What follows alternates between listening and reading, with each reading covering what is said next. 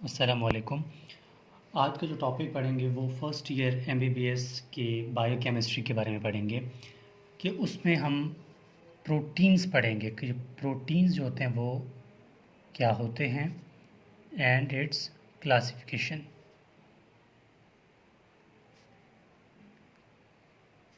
Proteins क्या होते हैं और उनकी क्लासिफिकेशन क्या होती है। अब इनको बहुत आसान तरीके से समझेंगे और जो पेपर के पॉइंट ऑफ व्यू से बहुत इंपॉर्टेंट है वाइवा के हिसाब से, उस तरह आप ये कर लें तो इनफ होगा। अब प्रोटीन जो है इसकी सिंपल डेफिनेशन की बात करें तो आप सिंपल यही याद रखें कि प्रोटीन्स आर, ठीक है, proteins are polymer of amino acid, ठीक है। Proteins are polymer of amino acid. यहाँ पर वर्ड पॉलीमर जो है वो इन्वॉल्व हुआ है। पॉलीमर कहते हैं कि छोटी छोटी चीज़ों का मिलकर एक बड़ी चीज़ बना देना, उसको पॉलीमर कहते हैं। अब अगर एग्जांपल मैं बात करूं कि ये जो अमाइनो एसिड है, ये एक अमाइनो एसिड है, ये एक अमाइनो एसिड है, ये एक एक ये जब मिल जाते हैं ना, ये जब मिल जाते हैं तब क्या बनता है, ये अमाइनो एसिड मिलकर एक प्रोटीन बनाते हैं, ठीक है। क्या बनाते हैं? प्रोटीन बनाते हैं। और जब इस प्रोटीन को तोड़ते हैं तो क्या मिलता है, इस प्रोटीन को तोड़ देंगे तो हमें दोबारा वही अमाइनो एसिड मिलेंगे, ठीक है, जो कि जिससे बना था। इसको क्या बोलते हैं? अमाइनो एसिड्स या प्रोटीन। यानी ये अमाइनो एसिड्स हैं और इसने क्या बनाया? प्रोटीन्स। तो ये क्या है? ये हैं अमाइनो एसिड्स। ये अमाइनो एसिड्स ने क्या बनाया? प्रोटीन बनाया, ठीक है। अब अमाइनो एसिड का एक सिंपल स्ट्रक्चर भी होगा केमिकल यानी केमिस्ट्री की लैंग्वेज में। तो उसका जो स्ट्रक्चर है अमाइनो एसिड का इस तरह है। ये इस तरह सी होगा, कार्बन के 4 बॉन्ड होंगे, ठीक है। ये इस तरह कुछ होगा। यहाँ पर होगा कार्बोक्सिलिक ग्रुप होगा, ठीक है। यहाँ पर कार्बोक्सिलिक ग्रुप होगा और यहाँ पर वेरिएबल यानी आर ग्रुप होगा। यहाँ पर हाइड्रोजन होगा और यहाँ पर क्या होगा? NH2, ठीक है। ये हमारे पास एक एक जो है अमाइनो एसिड की एक स्ट्रक्चर है, ठीक हो गया। अब हर अमाइनो एसिड का स्ट्रक्चर से अलग अलग है। अब ये आर ग्रुप चेंज होता जाएगा, डिफरेंट चीज़ें लगती जाएंगी, इसका नाम जो है वो चेंज होता जाएगा। ये तो हो गया हमारे पास एक प्रोटीन की कि इसका डेफिनेशन क्या है और अमाइनो एसिड क्या होता है। अब इसकी क्लासिफिकेशन को गौर से देखना है। क्लासिफिकेशन, अब इसकी क्लासिफिकेशन जो है वो हम कर लेते हैं फंक्शनल बेस पे। फंक्शनल क्लासिफिकेशन बहुत इंपॉर्टेंट है। अगर पेपर में किस चैप्टर से कुछ आ भी जाए तो यही आएगा, याद रखना ये बात बहुत इंपॉर्टेंट है कि फंक्शनल क्लासिफिकेशन ऑफ प्रोटीन क्या होता है, ठीक है। सेकंड आपसे पूछा जा सकता है केमिकल क्लासिफिकेशन क्या है, ठीक है। थर्ड आपसे पूछा जा सकता है इसकी जो है न्यूट्रिशनल क्लासिफिकेशन क्या है, यानी न्यूट्रिशनल क्लासिफिकेशन क्या है। तो सबसे पहले मैं बात कर रहा हूँ functional classification of amino acids की। देखिए functional classifications of amino acids को याद रखने का भी एक ट्रिक भी है, ठीक है। सबसे पहले उस ट्रिक को देख लेते हैं। वो ट्रिक जो है ना, वो ट्रिक याद रखना है आपने। एस का स्क्वायर, ठीक है, फिर सी का स्क्वायर, ठीक है, फिर आर का स्क्वायर, ठीक है, फिर जी, डी और टी, ठीक है। ये फार्मूला है याद रखने का। मतलब 2 दफ़ा ऐसे इस्तेमाल करेंगे, 2 दफ़ा ये, 2 दफ़ा है और ये एज इट इज़। तो स्टार्ट कर लेते हैं। सबसे पहला जो एस है यानी फंक्शनल क्लासिफिकेशन में आ जाता है वो है स्ट्रक्चरल प्रोटीन, ठीक है, स्ट्रक्चरल प्रोटीन। सेकंड जो हमारे पास आ जाता है फिर एस है तो इसका मतलब है स्टोरेज प्रोटीन,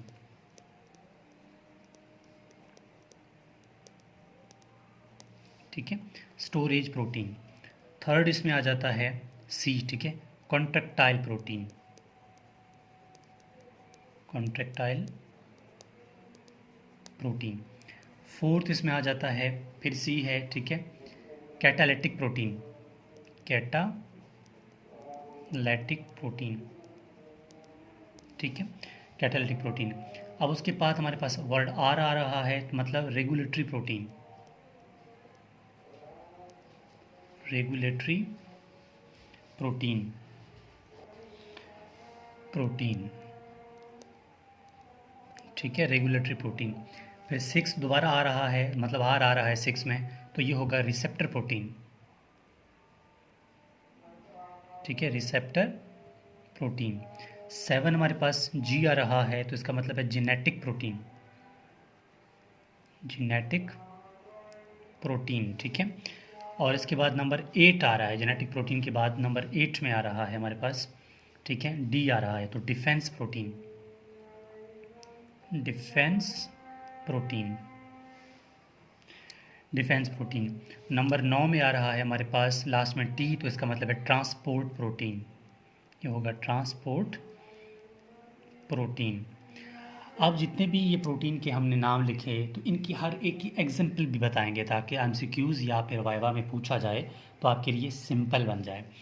तो स्ट्रक्चरल प्रोटीन के जो एग्जाम्पल है वो है कोलाजन, ठीक है, कोलाजन। अब कौन सा बचता है स्ट्रक्चरल के बाद? Storage protein. स्टोरेज प्रोटीन का जो एग्जाम्पल है वो है ओवा एल्ब्यूमन,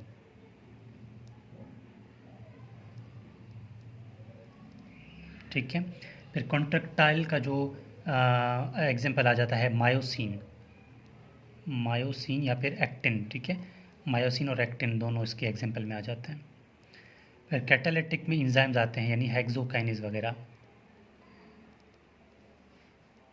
ठीक हो गया। रेगुलेटरी प्रोटीन, रेगुलेटरी प्रोटीन जो हैं इसमें आ जाता है इंसुलिन, यानी वही हार्मोन्स वगैरह की बात हो रही है, इंसुलिन इसका एग्जाम्पल है। रिसेप्टर प्रोटीन में रिसेप्टर ही आते हैं, जो आपने सरपेंटाइन रिसेप्टर्स या फिर कुछ चैनल्स वगैरह पढ़े होंगे, ठीक है। जेनेटिक प्रोटीन में आता है हिस्टोन्स, हिस्टोन्स। डिफेंस प्रोटीन्स में आते हैं एमिनोग्लोबिन्स, एमिनोग्लोब्युलिन्स। और ट्रांसपोर्ट प्रोटीन में आता है एल्ब्यूमिन, ठीक है, एल्ब्यूमिन।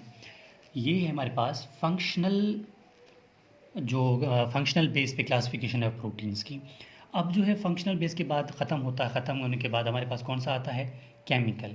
फंक्शनल आपने पढ़ लिया, अब हम पढ़ेंगे कि केमिकल के बेस पे कैसे हम इसको क्लासिफाई कर सकते हैं। तो मैं लिखता हूँ, ठीक है, केमिकल क्लासिफिकेशन।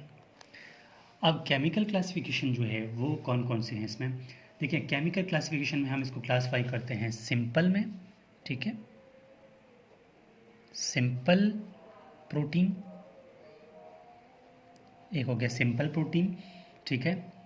दूसरा हो गया, मैं जगह थोड़ा छोड़ रहा हूँ, ठीक है, सिंपल प्रोटीन। दूसरा जो है वो है conjugated protein, conjugated protein. Conjugated protein के बाद, ठीक है, नीचे यहाँ पर जगह थोड़ा छोड़ के फिर लिख रहा हूँ derived protein,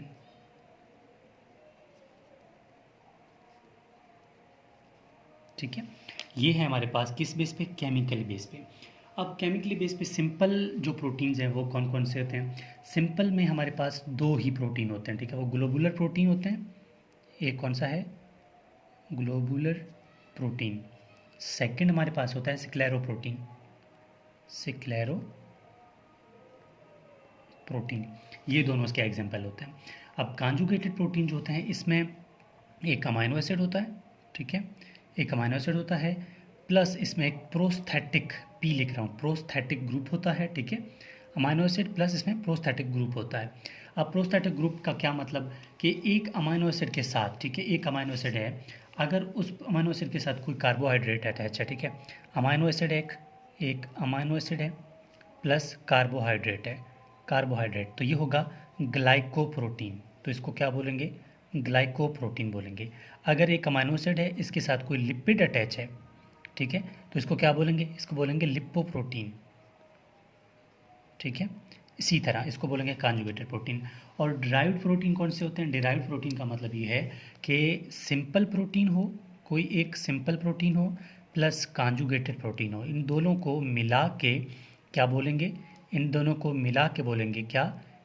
derived protein, derived protein. तो इनको मिला के हम बोलते हैं डिराइव्ड प्रोटीन। तो ये हमारे पास होता है सिंपल प्रोटीन और डिराइव्ड प्रोटीन, ठीक है।